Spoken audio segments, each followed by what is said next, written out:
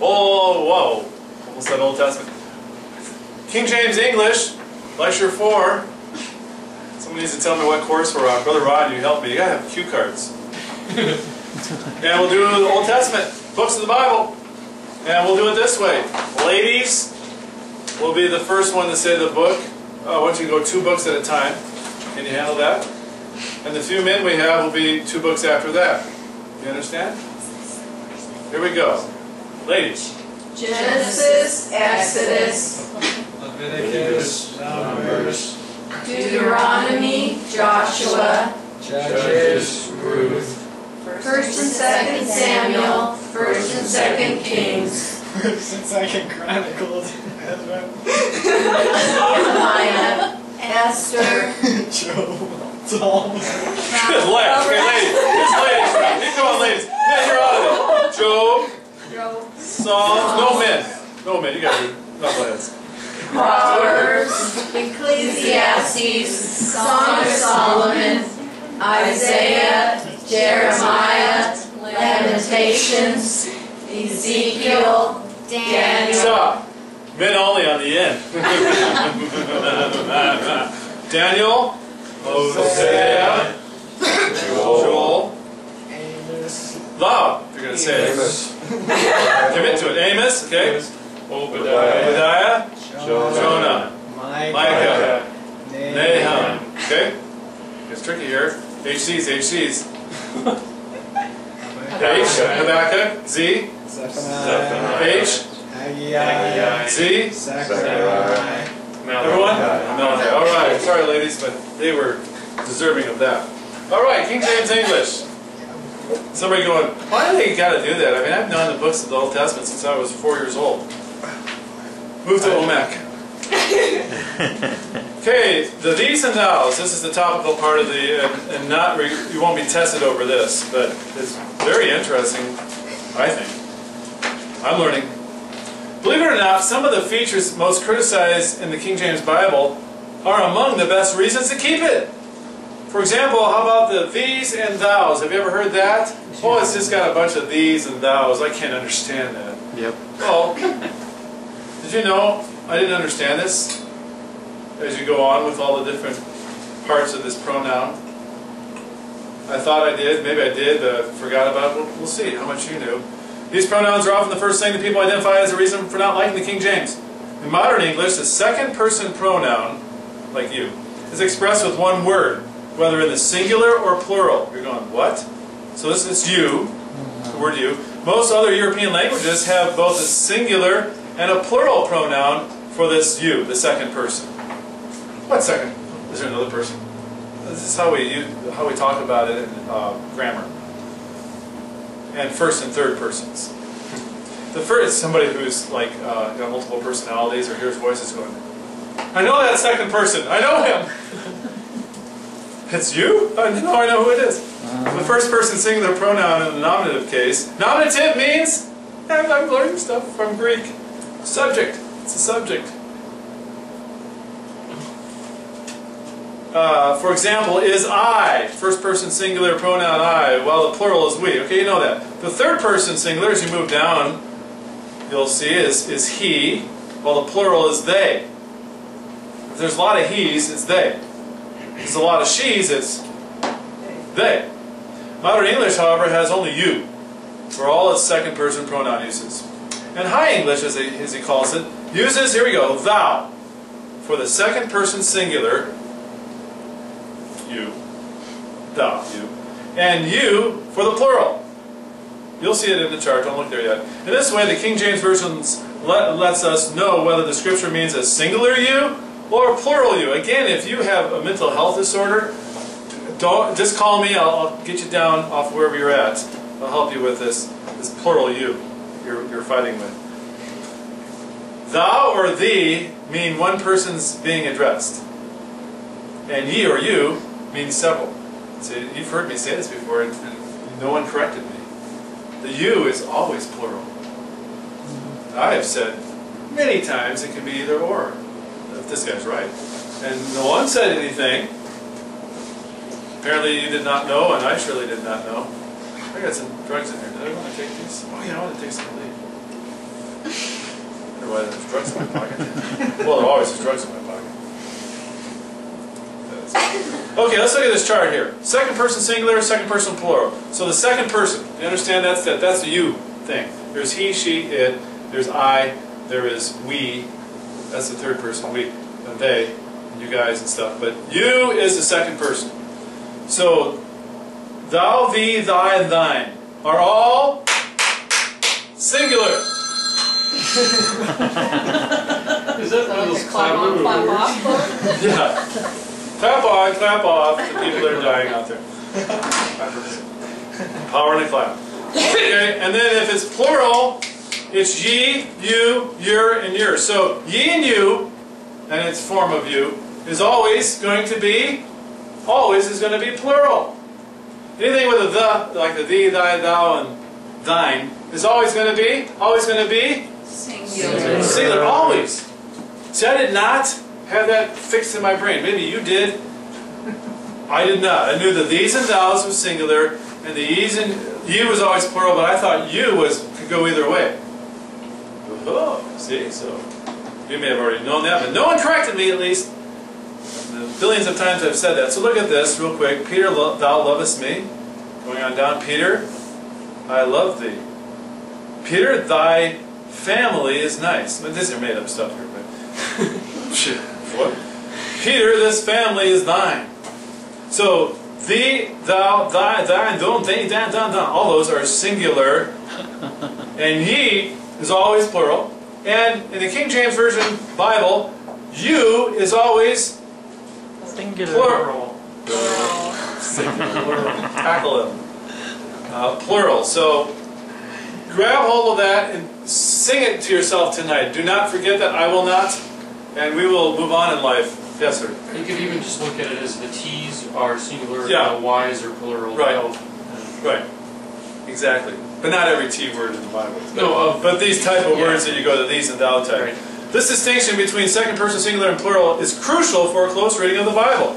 If you go to Galatians 6:1, it says, "Brethren, if a man be overtaken in a fault, ye," meaning what? You guys, Yeah. you people, plural, which are spiritual, restore such an one in the spirit of meekness, considering thyself. Of course, you're going, yeah, of course. Well, yourself, lest thou also be tempted. Now, I try to find some very significant ones, and next week we'll maybe look at, well, we'll look at some of these, I think, significant passages that have thee, thine, ye, you in them. I typed in, just do a search on thee, thine, whatever. Thou, thee, thine, ye, you, yours, and find out what verse had most of them in it. Where's Katie at? I was going to have her say all this real fast, but it's hard. All right, going on. By paying close attention to the pronouns, we see that the restoration of a faulted individual, okay, is the responsibility of not just one person, but many. The ye, in a church context, that are spiritual. But each individual, you got to examine your own integrity, considering yourself, because who knows what may happen to you in this problem. You may fall for it too. So, it is an important thing to understand, my dear friends. And we better move along. Now, okay. There's some interesting things here. I am liking this, well, that, and this. This is a blessing to me. Some of these words, yeah, you kind of know, but there's some things that Mr. Vance and others have brought out that I go, wow, I did not know that. Be, think. Be and think. So these be words here is be and something. Be, think. To recollect is going to be the shortest definition I want you to know about it. There's other ways. Past participle, meaning, is be thought. A combination of be and think. So as to call to mind. Remind, remember, to recall or bring to recollection. Reflection or consideration. To consider. Someone read 2 Chronicles 6. Yet if they bethink themselves in the land whither they are carried captive, and turn and pray unto thee in the land of their captivity, saying, We have sinned, we have done amiss, and have dealt wickedly. Yeah, the key part there is bethink. There's only 2 verses in the whole Bible with this in it. So, but there you go, bethink. And here's why I'm bringing these words out. You may say, oh, I could figure that out. But there's some folks that have not been in the King James Version Bible, at least online students, and maybe even OMAC, very much at all or ever. So these words are totally foreign to them. No clue. Bethink. Bethink? What's bethink? And this next one, betimus. What's betimus? What's betimus? So, yeah, be times. Yeah, thank you, smart man. That's right. So, let's move on. 5 times. Be times. Now, I did not understand this, Brother Dean. As I go to the verse, let's go to Proverbs 13:24. He that spareth his rod hateth his son. Okay, but he that loveth him chasteneth him betimes. I thought betimes meant over and over and over and over and over again.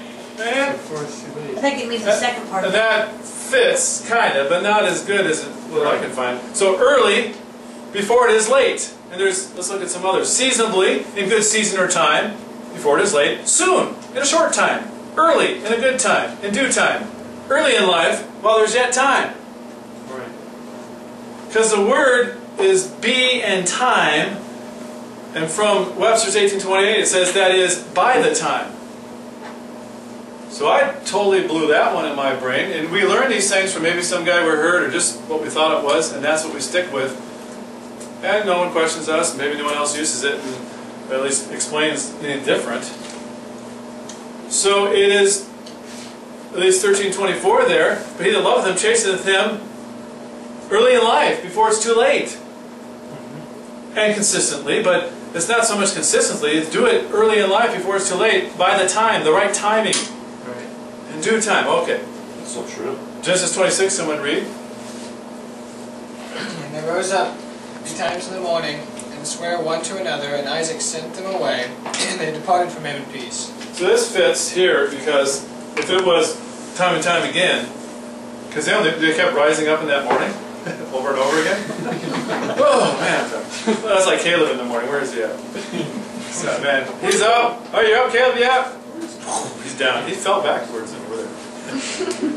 So that fits early in the morning, before it's too late. Betroth. Betrothed or betrothed. 9 times in our Bible. Contracted for future marriage. Espoused. Now, this is a little tricky. You have to take, I think, this word with espousal or espoused, and it, I think, makes more sense to me. So there's also the word betrothed in this 9 appearances. It's a verb. Be and troth. That is truth. Troth is truth. It's not a trough. Here. To contract to anyone in order to a future marriage. To promise or pledge one to be the future spouse of another. To affiance. I guess a fiancé. To espouse. Betrothed. Well, let's go on further on this. Someone read these 2 verses. And if a man entice a maid that is not betrothed, and lie with her, he shall surely endow her to be his wife. So not betrothed, so not contracted for future marriage. Okay. Go ahead. If a damsel that is a virgin be betrothed unto an husband, and a man find her in the city and lie with her, they're going to kill him. But betrothed unto an husband, so he's already her husband. And we know with Mary in a moment, we'll go into that. Betrothed or betrothed is very similar to espouse. Mary was Joseph's espoused wife. And at that time, Mary was considered Joseph's wife, though they had not come together yet, or consummated the marriage. This is key. To be taxed with Mary, his espoused wife, being great with child. Remember the whole story, how it went? But while he thought on these things, behold, the angel of the Lord appeared unto him in a dream, saying, Joseph, son of David, fear not to take unto thee Mary, thy wife, who is his espoused wife at that time, but also his wife, for that which is conceived in her is of the Holy Ghost. So, as best I understand it, with all these verses together, betrothed and espousal are very similar, if not the same, and they are binding. It's marriage. You just haven't consummated yet.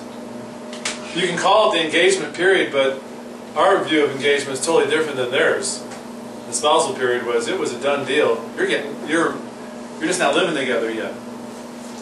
And the guy's gone off to go set up things, get the washer and dryer in place, all the things that have to be there, and the ironing board, and brooms. Yeah. We sort of had that, but it's like from, you're up there pronounced man and wife, and then probably within 24 hours. So ours is Ours was really quick. One day of betrothal. But it used to be, I mean, now it's gotten to be much more casual, but it used to be that you could actually file suit for breaking off an engagement. Yeah.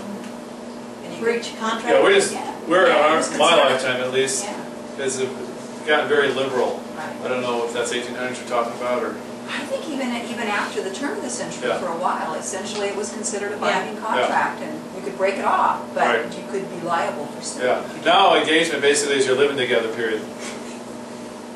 See if we're compatible. Betwixt. It's not a candy bar. This is an easy one. Between. Betwixt, between. They're the same, just a fancier way of saying it, Miss Caitlin. I like betwixt. People kind of think, ooh, that's a fancy English word. A preposition, 16 times in the Bible. An old English word that was formed from be and a form of toi, which means two. Be two. Between, in the space that separates two persons or things. As betwixt two oaks. So between, betwixt, it's the same. So all you got to know is, it means between. I didn't even use the verse on that one. That was strange. Going on, bewitched. Oh, what a wicked show that was, even though I thought it was, Darren and all that. It was just funny when I was growing up. It was wicked. A little tinkle, tinkle, tinkle. And the grandmother that came, or the mother, I guess. Oh, that was just silly satanic stuff. To be affected by witchcraft, to be deceived. Now, there's a whole bunch of definitions I found for this from authoritative books. But I looked up the 3 verses that dealt with bewitched, and these are the definitions that I think would be the best to put in there. So, a past participle, be and witch. It can mean to fascinate, to gain an ascendancy over by charms or incantation.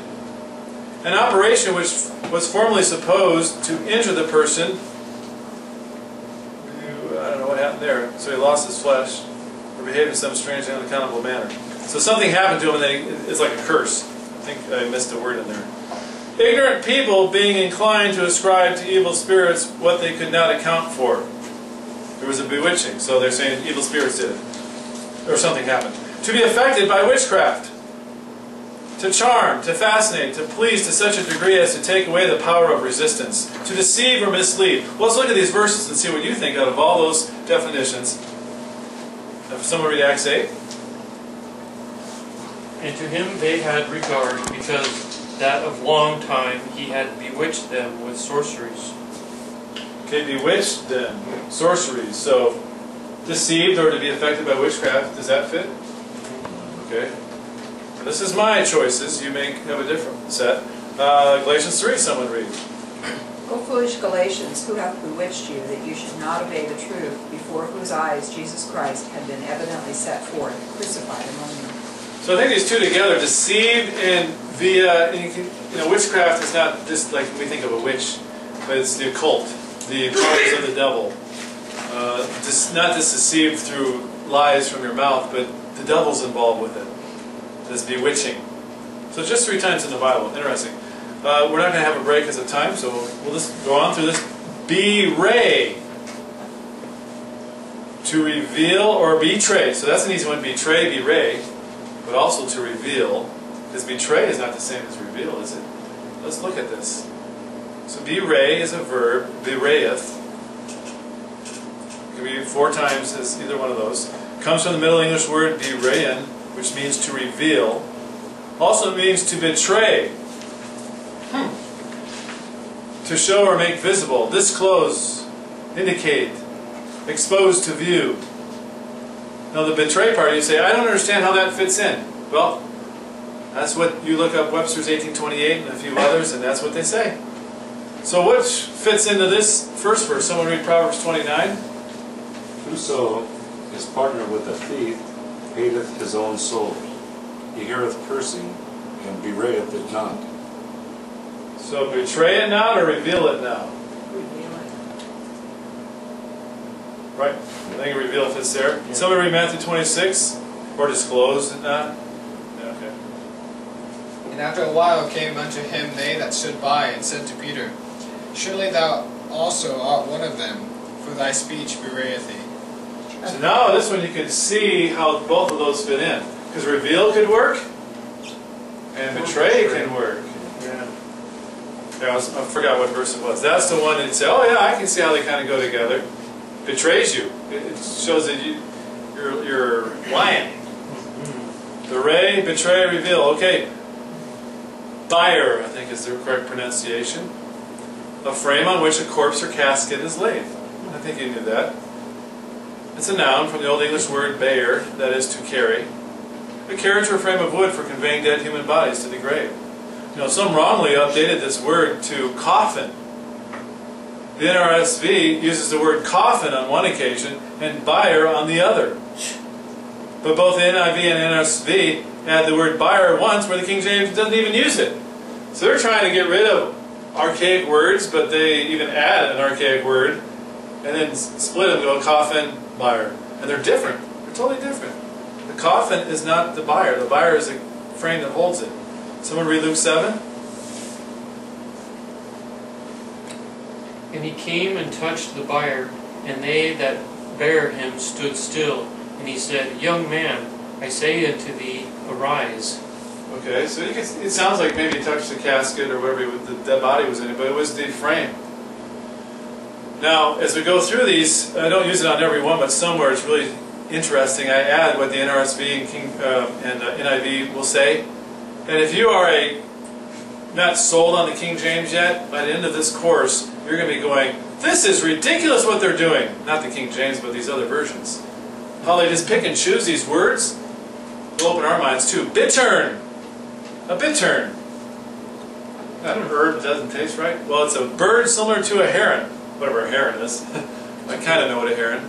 It's a fowl of the growlix order, the Ardea stellaris. It's a native of Europe, aka heron. This fowl has long legs and neck. You're going to like this whole thing. This is going to be fun. And stalks among reeds and sedge, feeding upon fish. Makes a singular noise, called by Dryden bumping, and by Goldsmith booming. Okay. Also can mean the brine remaining after salt's concreted, but that's not the one they use in the Bible at all. So bittern is a bird. Now let's look at NASB, New American Standard. Chose to use the word hedgehog. Well, yeah, because hedgehogs and birds are really similar. Oh, man, thank you. The NRSV chose hedgehog twice and screech owl once. The screech owl's closer.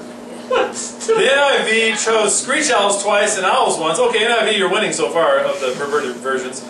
The New King James chose the term porcupine on 2 occasions, but went with the bittern on one. Just said, well, we'll use bittern on this one since I don't know what else to call it. Because of the patents. So those who are not King James only advocates, don't you think that there's a pretty big difference between hedgehog, porcupine, owl, and heron? Oh, yeah. I think they do. I think so. Yeah, so... Anyways, let's go on. Only They one doesn't might have say, long legs. well, who says it's a heron? Let's go on. The well-respected nature magazine called Audubon, if you know about Audubon, well-respected, explains that the American bittern always lives in the reeds. Here it raises its young, and it's a heron. Yeah. Yes. So I guess if these translators just read Audubon, they could have figured all this out. But someone read Isaiah 34 about bitterns. But the cormorant and the bittern shall possess it, the owl also and the raven shall dwell in it, and he shall stretch out upon it the line of confusion and the stones of emptiness. So owl's not going to work, right? Because you're going to be saying owl again. So owl's not it. Hedgehog, porcupine? I don't think so. No, I don't think so. Doesn't feed in the reeds, I don't think. And lastly, I think we just did 1, 2, 3, 4, 5, 9 on this. Blains. 2 times. A swelling. A boil. This is a harder one for me to figure out. Because of the, if you look at Exodus 9. But a noun that comes from the English word bludgeon, which is a boil, everyone's favorite word. An inflammatory swelling or sore. A pustule, a botch, a blister. It is still listed in our modern medical dictionaries and is defined as a lesion on the skin. Thus today it's defined that way, but it is a swollen area. They call it a boil, but let's someone read Exodus 9 here as we're closing. Almost closing. And it shall become small dust in all the land of Egypt. It shall be a boil breaking forth with blains upon man and upon beast throughout all the land of Egypt. So the problem here is it says it's going to be a boil that breaks forth with blains. A boil that breaks forth with a boil. So it's not a boil. At least in this Exodus 9:9. Maybe it's a swelling. But just think of blains as a swollen, sore looking thing, and that'll give you the right picture. But I can't quite pinpoint what it is. So, stop on that and look up here. We're going to do some flashcards here. Not from today, but from previous courses over the past 48 weeks. They'll be this high. And probably come in a little bit, but not too close. I'll hold it up high. Okay, so I'll just say the word and you think a bit, and we'll give a definition when I feel like that. So base means Of a little value. little worth, little value. Okay, very good. Am I starting out the... Yeah, okay. I have to be starting right. And the word avouched means, from last week, affirmed. Affirmed is right. Word bastard. An illegitimate child. That's backwards. It's getting hard. I'm doing this. Hold on a second. Worth. Backwards again. All right. Okay now. Barbarian. A foreigner or one who speaks a foreign language. Okay. Good. You already saw it. So begat. Beget. To procreate, sire, to bring forth. You got the right ideas, so you can probably find it on the test just fine. I'm showing it to you, sorry. Axle trees. Axle trees. They are wooden axles.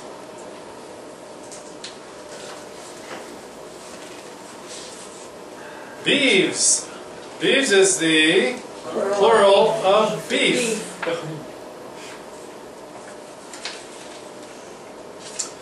Beseech. Beseech. To implore. To beg. To implore. To beg or implore. Asunder. Separate. Part. Divide and depart. Those that are answering are right. What about the rest of you? But adamant or adamant. Hard stone. Have a break after I say this so everyone can think about it. Challenge them. Amiss. Amiss. Hold on. Okay. With error or error? In error. In error. Thinking right. Apothecary. Hold on. Okay. One who prepares medicines or perfumes. Okay, one who compounds or makes, prepares medicines or perfumes even. And the last one, art. Art. Art. Oh, great. Good job. Take a good break.